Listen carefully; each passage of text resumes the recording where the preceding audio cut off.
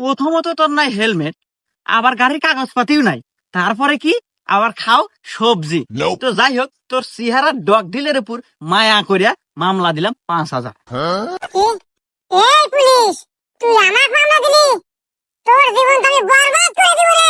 দাঁড়া, তোর বান্ধবী পাঠানোর ব্যবস্থা করতেছি। এই বাবরি, হ্যাঁ ওস্তাদ। আমার বড় ভাই সহসভাপতি ফোন লাগা। ঠিক ওস্তাদ। এই নেন। হ্যালো বড় ভাই, পুলিশের কত বড় কলিজা, আমার গাড়ি ঠেকায় আমাকে মামলা দেন। আচ্ছা বড় ভাই, আমি লাউড স্পিকার দিতেছি, আপনি ওকে সাবধান করে দেন। হ্যাঁ ভাই, আমার কথা শুনতেছেন? জি ভাই, আমি আপনার কথা শুনতেছি, আপনি বলেন।